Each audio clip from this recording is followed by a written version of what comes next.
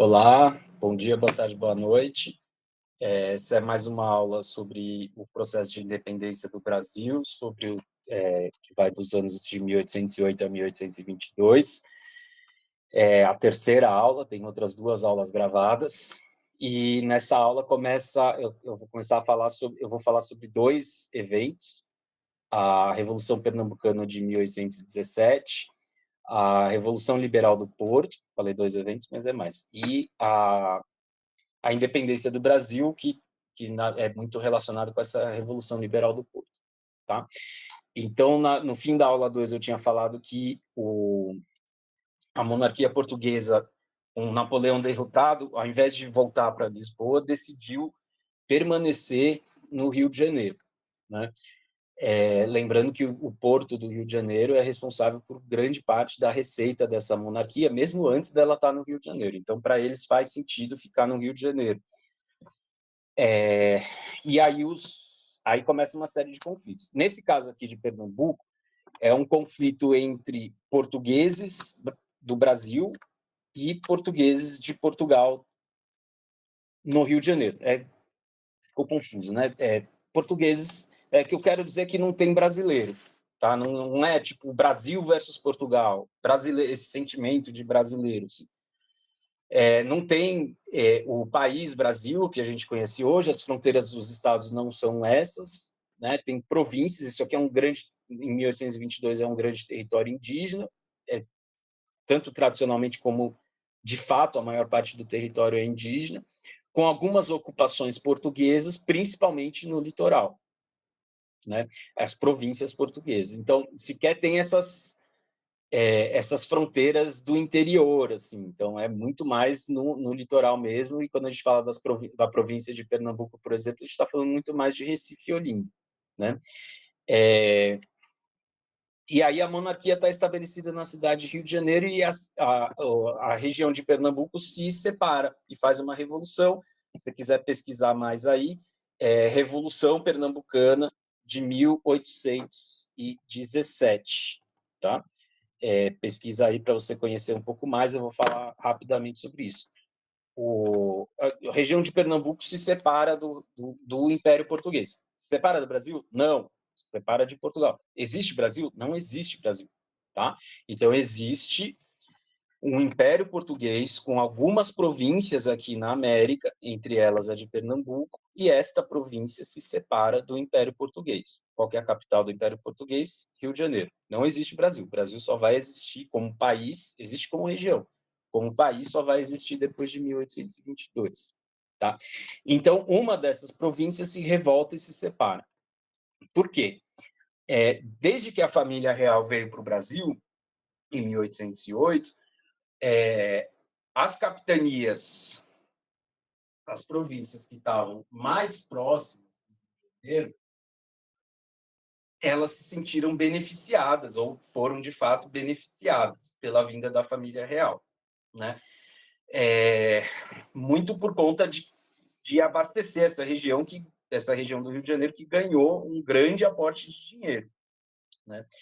Esses portugueses, esses quase 12 mil portugueses que se instalaram na cidade de Rio de Janeiro, trouxeram os tesouros deles mesmo, as riquezas deles, e isso movimentou riquezas nas regiões próximas. Nas capitanias mais afastadas do Rio de Janeiro, na verdade, a vinda da família real não foi tão boa assim. Tá? Em alguns casos foi pior. Primeiro que, na prática, nada muda para quem está em Pernambuco. Né? Você deixa de se submeter politicamente a Lisboa e passa a se submeter ao Rio de Janeiro. Não mudou muita coisa. Tá? Não tem não tem telefone, não tem internet, obviamente, né? E esses caras, eles se falavam com o rei quando precisava, com a monarquia, por correspondência, por via marítima ou por emissários. Eles passam a fazer isso com o Rio de Janeiro. Por mais que o Rio de Janeiro seja mais próximo de Pernambuco do que Lisboa, a navegação do Pernambuco para Portugal, ela leva menos tempo por causa das correntes marítimas, por mais que isso seja estranho. né, intuitivamente a gente acharia que é mais perto Pernambuco do Rio de Janeiro do que Pernambuco de Portugal. Mas não tem estradas, não tem ferrovias, e a navegação costeira ela é muito custosa, ela não é beneficiada por correntes marítimas. Então, os pernambucanos ficaram com acesso mais dificultado à monarquia depois de Portugal, depois que ela se instalou no Rio de Janeiro, né? Os impostos aumentaram e apareceu uma coisa chamada recrutamento obrigatório que não existia, né?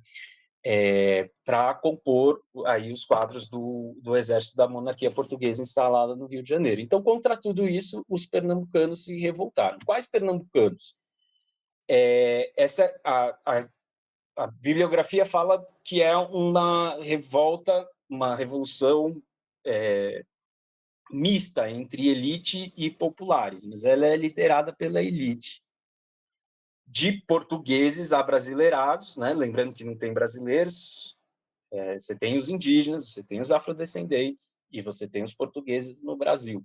O brasileiro vai ser inventado ao longo dos anos 1800 aí, que estão começando agora no nosso curso. Então, é uma elite classe média alta, assim, médicos, pequenos proprietários, comerciantes, militares, juízes, artesãos e alguns elementos das classes baixas, como os escravos, né? Esses caras se revoltam contra, eles são portugueses, mas eles se revoltam contra os portugueses mais tradicionais, a monarquia Portugal. E eles se revoltam contra a própria ideia de monarquia também.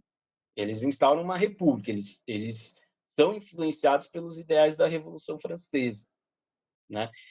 Lembrando que a monarquia portuguesa não só é uma monarquia, como é uma monarquia absolutista. É uma monarquia absolutista, ela não é uma monarquia liberal como a da Inglaterra, né? Então, com os ideais da Revolução Francesa, eles se revoltam contra Portugal, contra o Império Português, contra a ideia de monarquia, contra a ideia de absolutismo. E eles fazem uma experiência contra tudo isso aí no Pernambuco, né? Essa fotografia aqui, ela é do movimento, ela é da cidade de São Paulo, no bairro do Ipiranga, tem um monumento muito grande em homenagem à independência do Brasil, né? Esse monumento ele tem no topo aí alguns heróis da independência do Pedro I, lá de 1822, e nas laterais eventos correlatos a essa independência. Um dos eventos que eles colocam correlatos é a Revolução Pernambucana de 1817. Se esses caras que estão aqui da Revolução Pernambucana vissem isso, eles se revirariam no túmulo. Eles, no mesmo monumento que o Pedro I, e como se fosse um evento junto do que aconteceu em 1822. Eles são contra a monarquia portuguesa. A monarquia portuguesa está no Rio de Janeiro. Pedro I, ele é príncipe dessa monarquia portuguesa. A Revolução Pernambucana ela é hostil à monarquia portuguesa. Ela confronta a monarquia portuguesa, tá? Mas no pacotão aí é tido como um dos eventos da independência do Brasil, mas a gente vai ver que a independência do Brasil é um processo liderado pela própria monarquia portuguesa. Isso é complexo e é bom que vocês deem conta de entender essa complexidade. Essa monarquia portuguesa ela consegue reunir tropas a partir da Bahia, que vão até o Pernambuco e vão sufocar essa revolução, prender e matar os líderes dessa revolução, restituir o governador que tinha sido destituído, o governo que tinha sido destituído, né, nomeado pelo rei, e recuperar o território que foi momentaneamente perdido, né? Lembrando que a unidade territorial ela não é dada, ela é conquistada, né, por essa monarquia.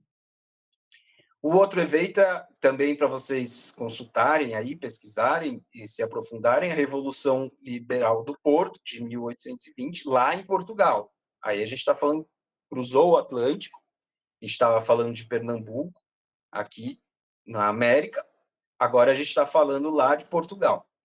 Né? Portugal fica aqui nessa península, chamada Península Ibérica, na Europa, tem algumas cidades grandes, sim, no início do século XIX, entre elas a cidade de Porto, aqui no norte. Tá? E é a partir dessa cidade, no Porto, muito por influência de intercâmbios intelectuais com liberais espanhóis, né, que é uma elite de portugueses do Porto vai se decretar em revolução, a Revolução Liberal do Porto. O que esses caras querem?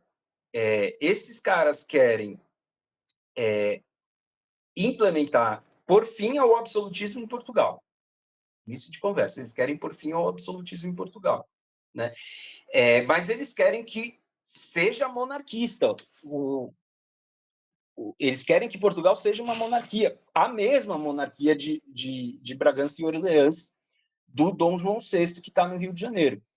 Só que eles querem que seja uma monarquia constitucional aos moldes da Inglaterra, né? Não uma monarquia absolutista. O que isso significa? Significa um parlamento com deputados eleitos. Esses deputados eleitos, representando seus eleitores, vão criar leis e o rei vai obedecer a estas leis. É diferente da monarquia absolutista, que é o que vigora ainda na monarquia portuguesa, que o rei não obedece a leis feitas por outras pessoas, ele obedece a leis feitas por ele mesmo. Se ele tiver em desacordo com a lei que ele mesmo fez, ele mesmo modifica a lei, né? Então, eles querem que tenha um parlamento eleito, né? Com deputados eleitos. É uma eleição popular, fragiada, assim, de população, que nem tem hoje? Não, é uma eleição sem sufrágio, né? É uma eleição com voto censitário. Ainda assim, é uma representatividade, né, de parte da elite, da população, em um parlamento que vai cercear o poder do rei. O rei vai ficar, portanto, se essa revolução der certo, com menos poderes, e, obviamente, ele não quer isso, né? Então, a monarquia portuguesa ela é inimiga da Revolução Liberal do Porto, que começa em 1820. Mas essa revolução avança de qualquer forma. E ela convoca eleições para deputados. Essas eleições incluem as províncias do Brasil. Então, são eleitos deputados pelas províncias de São Paulo, Rio Grande do Sul, a revoltosa Pernambuco, todas as províncias do Brasil elegem deputados. Esses deputados eleitos aqui no Brasil, mais os deputados portugueses, se reúnem na cidade de Lisboa, fazem uma constituição, vão publicar essa constituição, impondo fim ao absolutismo português, falando o rei governa, mas a partir de agora ele governa sob uma constituição. Tá? O rei, obviamente, não gosta nada disso. Então, a monarquia portuguesa faz uma manobra muito astuta para não se submeter a este parlamento de Lisboa. Tá? E a grande desavença que vai levar à ruptura do 7 de setembro de 1822 entre Brasil e Portugal é que esse parlamento de Lisboa, por sua maioria, quer que o rei governe de Lisboa. E o rei diz que não quer governar de Lisboa.